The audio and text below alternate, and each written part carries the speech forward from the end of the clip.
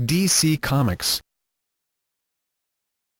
DC Comics, Incorporated is one of the largest and most successful companies operating in the market for American comic books and related media. It is the publishing unit of DC Entertainment, a company of Warner Bros. Entertainment, which itself is owned by Time Warner. DC Comics produces material featuring a large number of well-known characters, including Batman, Superman, Wonder Woman, Green Lantern, The Flash, Aquaman, Hawkman, and Green Arrow, along with such superhero teams as the Justice League, the Watchmen, and the Teen Titans, as well as antagonists such as the Joker, Lex Luthor and Catwoman. The initials DC came from the company's popular series Detective Comics, which featured Batman's debut and subsequently became part of the company's name. Originally in Manhattan at 432 4th Avenue, the DC Comics offices have been located at 480 and later 575 Lexington Avenue, 909 3rd Avenue, 75 Rockefeller Plaza, 666 5th Avenue, and 1325 Avenue of the Americas. DC has its headquarters at 1700 Broadway, Midtown Manhattan, New York City, but it was announced in October 2013 that DC Entertainment would relocate its headquarters from New York to Los Angeles in 2015, Burbank specifically. Random House distributes DC Comics books to the bookstore market, while Diamond Comic Distributors supplies the comics shop specialty market. DC Comics and its major, longtime competitor Marvel Comics, owned by Time Warner's main rival the Walt Disney Company since 2009, together shared over 80% of the American comic book markets in 2008. History. Origins. Entrepreneur Major Malcolm Wheeler Nicholson's National Allied Publications debuted with the tabloid-sized New Fun, the big comic magazine #1 with a cover date of February 1935. The company's second title, New Comics #1, December 1935, appeared in a size close to what would become comic book standard during the period fans and historians call the Golden Age of comic books, with slightly larger dimensions than today's.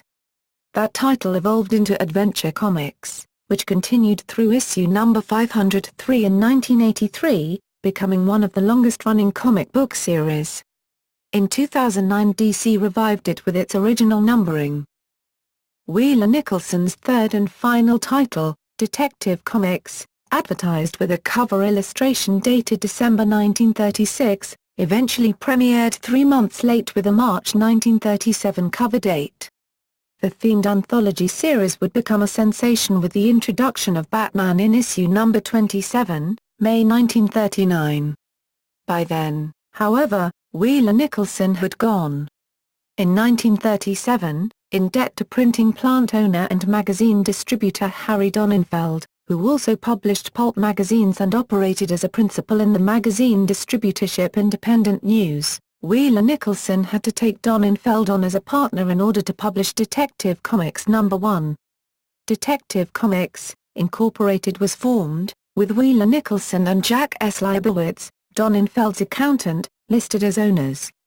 Major Wheeler Nicholson remained for a year, but cash flow problems continued, and he was forced out. Shortly afterward, Detective Comics Incorporated purchased the remains of National Allied, also known as Nicholson Publishing, at a bankruptcy auction. Detective Comics Incorporated soon launched a fourth title, Action Comics, the premiere of which introduced Superman. Action Comics #1, June 1938, the first comic book to feature the new character archetype, soon known as superheroes, proved a sales hit. The company quickly introduced such other popular characters as the Sandman and Batman. On February 22, 2010, a copy of Action Comics #1, June 1938, sold at an auction from an anonymous seller to an anonymous buyer for $1 million, besting the $317,000 record for a comic book set by a different copy, in lesser condition, the previous year. The Golden Age. National Allied Publications soon merged with Detective Comics Incorporated to form National Comics, which in 1944 absorbed an affiliated concern, Max Gaines and Leibowitz All-American Publications. That year, Gaines let Leibowitz buy him out, and kept only picture stories from the Bible as the foundation of his own new company, EC Comics. At that point, Leibowitz promptly orchestrated the merger of All-American and Detective Comics into National Comics. Next he took charge of organizing National Comics, Independent News, and their affiliated firms into a single corporate entity, National Periodical Publications. National Periodical Publications became publicly traded on the stock markets in 1961. Despite the official names National Comics and National Periodical Publications, the company began branding itself as Superman DC as early as 1940, and the company became known colloquially as DC Comics for years before the official adoption of that name in 1977. The company began to move aggressively against what it saw as copyright-violating imitations from other companies, such as Fox Comics' Wonder Man, which, according to court testimony, Fox started as a copy of Superman. This extended to DC suing Fawcett Comics over Captain Marvel, at the time Comics' top-selling character. Despite the fact that parallels between Captain Marvel and Superman seemed more tenuous, Captain Marvel's powers come from magic, unlike Superman's. The courts ruled that substantial and deliberate copying of copyrighted material had occurred. Faced with declining sales and the prospect of bankruptcy if it lost, Fawcett capitulated in 1955 and ceased comics publication. Years later, Fawcett ironically sold the rights for Captain Marvel to DC, which in 1974 revived Captain Marvel in the new title Shazam, featuring artwork by his creator, C.C. Beck. In the meantime, the abandoned trademark had been seized by Marvel Comics in 1967, disallowing the DC comic itself to be called that. While Captain Marvel did not recapture his old popularity, he later appeared in a Saturday morning live-action TV adaptation and gained a prominent place in the mainstream continuity DC calls the DC Universe. When the popularity of superheroes faded in the late 1940s, the company focused on such genres as science fiction, westerns, humor, and romance. DC also published crime and horror titles, but relatively tame ones, and thus avoided the mid-1950s backlash against such comics. A handful of the most popular superhero titles, including Action Comics and Detective Comics, the medium's two longest-running titles as of 2013, continued publication. The Silver Age. In the mid-1950s, editorial director Erwin Donenfeld and publisher Leibowitz directed editor Julius Schwartz, whose roots lay in the science fiction book market, to produce a one-shot flash story in the tryout title Showcase. Instead of reviving the old character, Schwartz had writers Robert Kanner and John Broome, penciler Carmine Infantino, and inker Joe Kubert create an entirely new super speedster, updating and modernizing the Flash's civilian identity, costume, and origin with a science fiction bent. The Flash's reimagining in Showcase No. 4, October 1956, proved sufficiently popular that it soon led to a similar revamping of the Green Lantern character, the introduction of the modern all-star team Justice League of America, JLA, and many more superheroes, heralding what historians and fans call the Silver Age of comic books. National did not reimagine its continuing characters, primarily Superman, Batman, and Wonder Woman, but radically overhauled them. The Superman family of titles, under editor Mort Weisinger, introduced such enduring characters as Supergirl, Bizarro, and Brainiac. The Batman titles, under editor Jack Schiff, introduced the successful Batwoman, Batgirl, Ace the Bat-Hound, and Batmite in an attempt to modernize the strip with non-science fiction elements. Schwartz, together with artist Infantino, then revitalized Batman in what the company promoted as the new look, re-emphasizing Batman as a detective. Meanwhile, editor Kanner successfully introduced a whole family of Wonder Woman characters having fantastic adventures in a mythological context. DC's introduction of the reimagined superheroes did not go unnoticed by other comics companies. In 1961, with DC's JLA as the specific spur, Marvel Comics writer-editor Stan Lee and legendary creator Jack Kirby ushered in the sub-Silver Age Marvel Age of Comics with the debut issue of the Fantastic Four. Since the 1940s, when Superman, Batman, and many of the company's other heroes began appearing in stories together, DC's characters inhabited a shared continuity that, decades later, was dubbed the DC Universe by fans. With the story Flash of Two Worlds, in Flash number 123, September 1961, editor Schwartz, with writer Gardner Fox and artists Infantino and Joe Giella, introduced a concept that allowed slotting the 1930s and 1940s Golden Age heroes into this continuity via the explanation that they lived on another dimensional Earth 2, as opposed to the modern heroes Earth 1, in the process creating the foundation for what would later be called the DC Multiverse. A 1966 Batman TV show on the ABC network sparked a temporary spike in comic book sales, and a brief fad for superheroes in Saturday morning animation. Filmation created most of DC's initial cartoons, and other media. DC significantly lightened the tone of many DC comics, particularly Batman and Detective Comics, to better complement the camp tone of the TV series.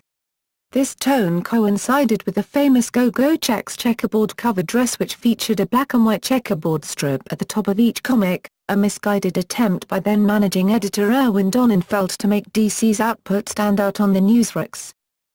In 1967, Batman artist Infantino, who had designed popular Silver Age characters Batgirl and the Phantom Stranger, rose from art director to become DC's editorial director. With the growing popularity of upstart rival Marvel Comics threatening to topple DC from its longtime #1 position in the comics industry, he attempted to infuse the company with new titles and characters, also recruiting major talents such as ex-Marvel artist and Spider-Man co-creator Steve Ditko and promising newcomer Neal Adams. He also replaced some existing DC editors with artist-editors, including Joe Kubert and Dick Giordano, to give DC's output a more artistic critical eye. These new editors recruited youthful new creators, in part in an effort to capture a market which had grown from being dominated by children, to include older teens and even college students. Some new talent, such as Dennis O'Neil, who had worked for both Marvel and Charlton, gained critical and popular acclaim on titles including Batman and Green Lantern. His Green Lantern run with artist Neal Adams became a key title in the burgeoning 1970s Bronze Age, and the move away from the Comics Code Authority. Nevertheless, the period was plagued by short-lived series that started out strong but petered out rapidly. Kinney National Subsidiary. In 1967, National Periodical Publications was purchased by Kinney National Company, which later purchased Warner Bros. 7 Arts and became Warner Communications. In 1970, Jack Kirby moved from Marvel Comics to DC, at the end of the Silver Age of Comics, in which Kirby's contributions to Marvel played a large, integral role. Given carte blanche to write and illustrate his own stories, he created a handful of thematically linked series he called collectively the Fourth World. In the existing series Superman's pal Jimmy Olsen and in his own, newly launched series New Gods, Mr. Miracle, and The Forever People, Kirby introduced such enduring characters and concepts as Asheville and Darkseid and the other dimensional realm Apocalypse. While sales were respectable, they did not meet DC management's initially high expectations, and also suffered from a lack of comprehension and internal support from Infantino. By 1973 the Fourth World was all cancelled, although Kirby's conceptions would soon become integral to the broadening of the DC universe. Kirby went on to create other series for DC, including K-Mundi, about a teenaged boy in a post-apocalyptic world of anthropomorphic talking animals. The Bronze Age. Following the science fiction innovations of the Silver Age, the comics of the 1970s and 1980s would become known as the Bronze Age, as fantasy gave way to more naturalistic and sometimes darker themes. Illegal drug use, banned by the Comics Code Authority, explicitly appeared in comics for the first time in Marvel Comics' The Amazing Spider-Man in early 1971, and after the code's updating in response, DC offered a drug-fueled storyline in writer Dennis Unal and artist Neil Adams' Green Lantern, beginning with the story Snowbirds Don't Fly and the retitled Green Lantern/Green Arrow number 85, September 1971, which depicted Speedy, the teen sidekick of superhero Archer Green Arrow, as having become a heroin addict. Jeanette Kahn, a former children's magazine publisher, replaced Infantino as editorial director in January 1976. DC had attempted to compete with the now surging Marvel by dramatically increasing its output and attempting to win the market by flooding it. This included launching series featuring such new characters as Firestorm and Shade, The Changing Man, as well as an increasing array of non-superhero titles, in an attempt to recapture the pre-Wortham days of post-war comicdom. In June 1978, 5 months before the release of the first Superman movie, Kahn expanded the line further, increasing the number of titles and story pages, and raising the price from 35 cents to 50 cents. Most series received 8-page backup features while some had full-length 25-page stories. This was a move the company called the DC Explosion. The move was not successful, however, and corporate partner Warner dramatically cut back on these largely unsuccessful titles, firing many staffers in what Industry Watchers dubbed the DC implosion. In September 1978, the line was dramatically reduced and standard-size books returned to 17 story pages but for a still increased 40 cents. By 1980, the books returned to 50 cents with a 25-page story count but the story pages replaced house ads in the books. Seeking new ways to boost market share, the new team of publisher Kahn, Vice President Paul Levitz, and Managing Editor Giordano addressed the issue of talent instability. To that end, and following the example of Atlas Seaboard Comics and such independent companies as Eclipse Comics, DC began to offer royalties in place of the industry standard work-for-hire agreement in which creators worked for a flat fee and signed away all rights, giving talent a financial incentive tied to the success of their work. In addition, emulating the era's new television form, the miniseries while addressing the matter of an excessive number of ongoing titles fizzling out within a few issues of their start, DC created the industry concept of the comic book limited series. This publishing format allowed for the deliberate creation of finite storylines within a more flexible publishing format that could showcase creations without forcing the talent into unsustainable open-ended commitments. These changes in policy shaped the future of the medium as a whole, and in the short term allowed DC to entice creators away from rival Marvel, and encourage stability on individual titles. In November 1980 DC launched the ongoing series The New Teen Titans, by writer Marv Wolfman and artist George Perez, two popular talents with a history of success. Their superhero team comic, superficially similar to Marvel's ensemble series X-Men, but rooted in DC history, earned significant sales in part due to the stability of the creative team, who both continued with the title for 6 full years. In addition, Wolfman and Perez took advantage of the limited series option to create a spin-off title, Tales of the New Teen Titans, to present origin stories of their original characters without having to break the narrative flow of the main series or oblige them to double their workload with another ongoing title. Modern Age. This successful revitalization of the Silver Age Teen Titans led DC's editors to seek the same for the wider DC universe. The result, the Wolfman-Perez 12-issue limited series Crisis on Infinite Earths, gave the company an opportunity to realign and jettison some of the characters' complicated backstory and continuity discrepancies. A companion publication, 2 volumes entitled The History of the DC Universe, set out the revised history of the major DC characters. Crisis featured many key deaths that would shape the DC Universe for the following decades, and separate the timeline of DC publications into pre- and post-Crisis. Meanwhile, a parallel update had started in the non-superhero and horror titles. Since early 1984, the work of British writer Alan Moore had revitalized the horror series The Saga of the Swamp Thing, and soon numerous British writers, including Neil Gaiman and Grant Morrison, began freelancing for the company. The resulting influx of sophisticated horror fantasy material led to DC in 1993 establishing the Vertigo Mature Readers imprint, which did not subscribe to the Comics Code Authority. Two DC limited series, Batman, The Dark Knight Returns by Frank Miller and Watchmen by Moore and artist Dave Gibbons, drew attention in the mainstream press for their dark psychological complexity and promotion of the anti-hero. These titles helped pave the way for comics to be more widely accepted in literary criticism circles and to make inroads into the book industry, with collected editions of these series as commercially successful trade paperbacks.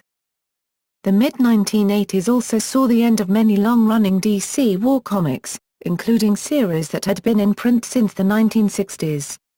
These titles, all with over 100 issues, included Sergeant Rock, G.I. Combat, The Unknown Soldier, and Weird War Tales. Time Warner Unit.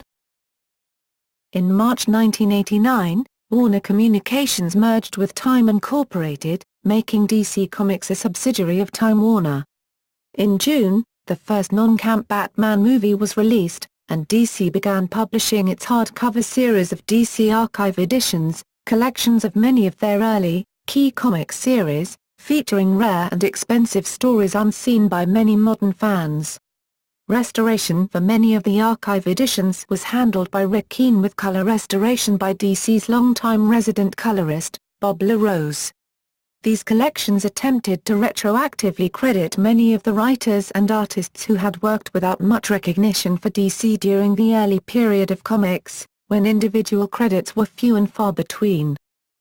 The comics industry experienced a brief boom in the early 1990s, thanks to a combination of speculative purchasing, mass purchase of the books as collectible items, with intent to resell at a higher value as the rising value of older issues was thought to imply that all comics would rise dramatically in price, and several storylines which gained attention from the mainstream media.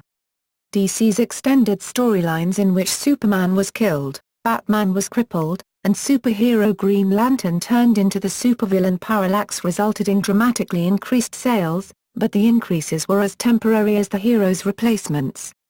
Sales dropped off as the industry went into a major slump, while manufactured collectibles numbering in the millions replaced quality with quantity until fans and speculators alike deserted the medium in droves.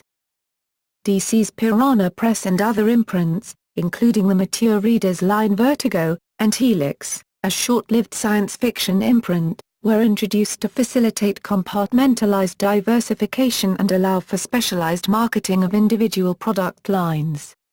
They increased the use of non-traditional contractual arrangements, including the dramatic rise of creator-owned projects, leading to a significant increase in critically lauded work, much of it for Vertigo, and the licensing of material from other companies.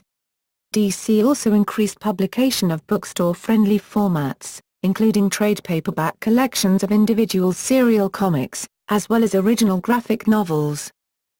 One of the other imprints was Impact Comics from 1991 to 1992, in which the Archie Comics superheroes were licensed and revamped. The stories in the line were part of its own shared universe. DC entered into a publishing agreement with Milestone Media that gave DC a line of comics featuring a culturally and racially diverse range of superhero characters. Although the Milestone line ceased publication after a few years, it yielded the popular animated series Static Shock. DC established Paradox Press to publish material such as the large-format Big Book of series of multi-artist interpretations on individual themes, and such crime fiction as the graphic novel Road to Perdition. In 1998, DC purchased Wildstorm Comics, Jim Lee's imprint under the Image Comics banner, continuing it for many years as a wholly separate imprint and fictional universe, with its own style and audience. As part of this purchase, DC also began to publish titles under the fledgling Wildstorm sub-imprint America's Best Comics, ABC, a series of titles created by Alan Moore, including The League of Extraordinary Gentlemen, Tom Strong, and Promethea. Moore strongly contested the situation, and DC eventually stopped publishing ABC. 2000s. In March 2003, DC acquired publishing and merchandising rights to the long-running fantasy series Elwest, previously self-published by creators Wendy and Richard Pney under their Warp Graphics publication banner. This series then followed another non-DC title, Tower Comic Series THUNDER Agents, in collection into DC Archive editions. In 2004, DC temporarily acquired the North American publishing rights to graphic novels from European publishers 2000 AD and Humanoids. It also rebranded its younger audience titles with the mascot Johnny DC, and established the CMX imprint to reprint translated manga. In 2006, CMX took over from Dark Horse Comics' publication of the webcomic Mega Tokyo in print form. DC also took advantage of the demise of Kitchen Sink Press and acquired the rights to much of the work of Will Eisner, such as his The Spirit series and his graphic novels. In 2004, DC began laying the groundwork for a full continuity reshuffling sequel to Crisis on Infinite Earths, promising substantial changes to the DC universe, and sidestepping the 1994 Zero-Hour event which similarly tried to retcon the history of the DCU. In 2005, the critically lauded Batman Begins film was released. Also, the company published several limited series establishing increasingly escalated conflicts among DC's heroes, with events climaxing in the Infinite Crisis limited series. Immediately after this event, DC's ongoing series jumped forward a full year in their in-story continuity, as DC launched a weekly series, 52, to gradually fill in the missing time. Concurrently, DC lost the copyright to Superboy, while retaining the trademark, when the heirs of Jerry Siegel used a provision of the 1976 revision to the copyright law to regain ownership. In 2005, DC launched its All-Star line, evoking the title of the 1940s publication, designed to feature some of the company's best-known characters and stories that eschewed the long and convoluted continuity of the DC universe. The line began with All-Star Batman and Robin the Boy Wonder and All-Star Superman, with All-Star Wonder Woman and All-Star Batgirl announced in 2006 but neither being released or scheduled as of the end of 2009. DC licensed characters from the Archie Comics imprint Red Circle Comics by 2007. They appeared in the Red Circle line, based in the DC universe, with a series of one-shots followed by a miniseries that lead into 2 ongoing titles, each lasting 10 issues. DC Entertainment. In September 2009, Warner Bros. Announced that DC Comics would become a subsidiary of DC Entertainment, Incorporated, with Diane Nelson, president of Warner Premiere, becoming president of the newly formed company, and DC Comics president and publisher Paul Levitz moving to the position of contributing editor and overall consultant there. On February 18, 2010, DC Entertainment named Jim Lee and Dan DiDio as co-publishers of DC Comics, Jeff Johns as Chief Creative Officer, John Rood as EVP of Sales, Marketing and Business Development, and Patrick Colden as EVP of Finance and Administration. DC licensed pulp characters including Doc Savage and the Spirit, which it then used, along with some DC heroes, as part the First Wave Comics line launched in 2010 and lasting through fall 2011. In May 2011, DC announced it would begin releasing digital versions of their comics on the same day as paper versions. On June 1, 2011, DC announced that it would end all ongoing series set in the DC universe in August and relaunch its comic line with 52 issue number 1s, starting with Justice League on August 31, written by Jeff Johns and drawn by Jim Lee, with the rest to follow later on in September. On June 4, 2013, DC unveiled 2 new digital comic innovations to enhance interactivity, DC2 and DC2 Multiverse. DC2 layers dynamic artwork onto digital comic panels, adding a new level of dimension to digital storytelling, while DC2 Multiverse allows readers to determine a specific story outcome by selecting individual characters, storylines and plot developments while reading the comic, meaning one digital comic has multiple outcomes.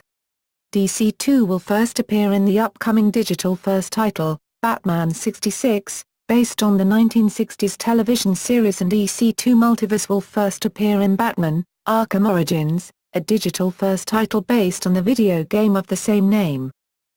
In October 2013, DC Entertainment, DCE, announced that the DC Comics offices would be moved from New York City to Warner Bros.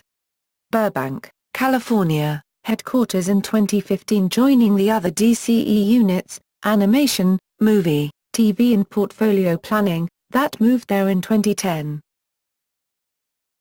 Logo. DC's first logo appeared on the April 1940 issues of its titles.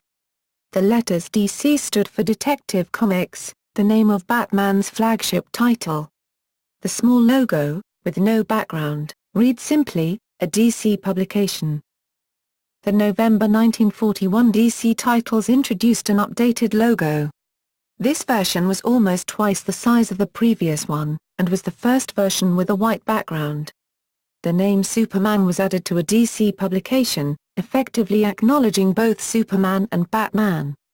This logo was the first to occupy the top left corner of the cover, where the logo has usually resided since. The company now referred to itself in its advertising as Superman DC. In November 1949, the logo was modified to incorporate the company's formal name, National Comics Publications. This logo would also serve as the round body of Johnny DC, DC's mascot in the 1960s. In October 1970, DC briefly retired the circular logo in favor of a simple DC in a rectangle with the name of the title, or the star of the book. The logo on many issues of Action Comics, for example, read DC's Superman. An image of the lead character either appeared above or below the rectangle. For books that did not have a single star, such as anthologies like House of Mystery or team series such as Justice League of America, the title and DC appeared in a stylized logo, such as a bat for House of Mystery. This use of characters as logos helped to establish the likenesses as trademarks, and was similar to Marvel's contemporaneous use of characters as part of its cover branding. DC's 100-page Super Spectacular titles and later 100-page and Giant issues published from 1972 to 1974 featured a logo exclusive to these editions, the letters DC in a simple sans serif typeface within a circle. A variant had the letters in a square. The July 1972 DC titles featured a new circular logo. The letters DC were rendered in a block-like typeface that would remain through later logo revisions until 2005. The title of the book usually appeared inside the circle either above or below the letters. In December 1973, this logo was modified with the addition of the words "the line of DC's superstars," and the star motif that would continue in later logos. This logo was placed in the top center of the cover from August 1975 to October 1976. When Jeanette Kahn became DC's publisher in late 1976, she commissioned graphic designer Milton Glaser to design a new logo. Popularly referred to as the DC Bullet, this logo premiered on the February 1977 titles. Although it varied in size and color and was at times cropped by the edges of the cover, or briefly rotated 4 degrees, it remained essentially unchanged for nearly 3 decades. Despite logo changes since 2005, the old DC Bullet continues to be used only on the DC Archive Editions series. In July 1987, DC released variant editions of Justice League No. 3 and The Fury of Firestorm No. 61 with a new DC logo. It featured a picture of Superman in a circle surrounded by the words Superman Comics. The company released these variants to newsstands in certain markets as a marketing test. On May 8, 2005, a new logo was unveiled, debuting on DC titles in June 2005 with DC Special, The Return of Donna Troy No. 1 and the rest of the titles the following week. In addition to comics, it was designed for DC properties in other media, which was used for movies since Batman Begins, with Superman Returns showing the logo's normal variant, and the TV series Smallville, the animated series Justice League Unlimited and others, as well as for collectibles and other merchandise. The logo was designed by Josh Beatman of Brainchild Studios and DC executive Richard Bruning. In January 2012, a new logo was unveiled. that was deployed in March 2012. The Dark Knight Rises was the first film to use the new logo, while the TV series Arrow was the first series to feature the new logo. Imprints. Active as of 2014. DC, 1934-present, DC Archive Editions, 1989-present, Johnny DC, 2004-present, Mad Books, 1992-present, Vertigo, 1993-present, Willisner Library, 2000-present. Defunct. All-Star, 2005-2008, Amalgam Comics, 1996-1997. Jointly with Marvel Comics, DC Focus, 2004-2005. Merged with main DC line, Elseworlds, 1989-2004, First Wave, 2010-2011. Licensed from Condé Nast Publications and Willisner Library, Helix, 1996-1998. Merged with Vertigo, Impact Comics, 1991-1993. Licensed from Archie Comics, Milestone Media, 1993-1997, Minx, 2007-2008, Paradox Press, 1998-2003, Piranha Press, 1989-1993. Renamed Paradox Press, Tangent Comics, 1997-1998, Wildstorm Productions, 1999-2010.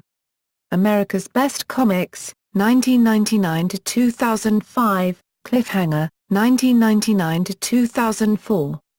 Merged to form Wildstorm's signature, CMX Manga, 2004-2010, Homage Comics, 1999-2004. Merged to form Wildstorm's signature, Wildstorm, 1999-2010, Wildstorm's signature, 2004-2006.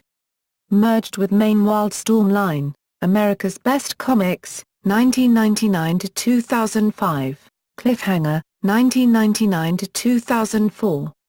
Merged to form Wildstorm Signature, CMX Manga, 2004-2010, Homage Comics, 1999-2004. Merged to form Wildstorm Signature, Wildstorm, 1999-2010, Wildstorm Signature, 2004-2006. Merged with main Wildstorm line, Zuda Comics, 2007-2010. Licensing partnerships, acquired companies, and studios.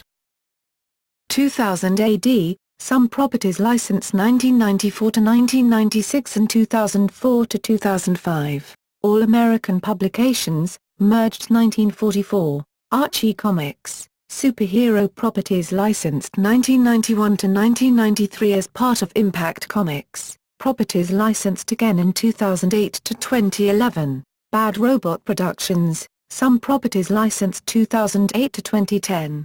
Charlton Comics, some properties acquired 1983. Columbia Pictures, some properties licensed 1945-1968. Condé Nast Publications, some properties licensed 1973-1975, 1986-1990, and 2010-2011. Edgar Rice Burroughs, some properties licensed 1972-1977. Epic Games, some properties licensed 2008 to present. Fawcett Comics, some properties licensed 1972, acquired 1991. Filmation, some properties licensed 1976-1978. Flex Comics, made investment in 2007.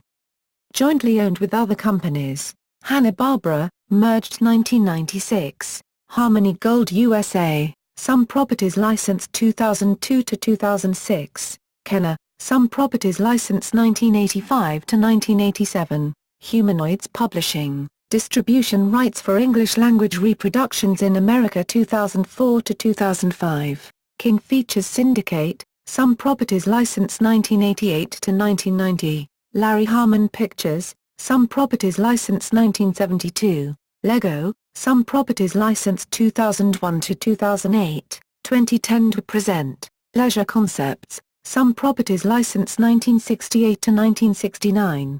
Mad Magazine, legally owned by EC Publications, but assigned to DC's corporate control in 1994.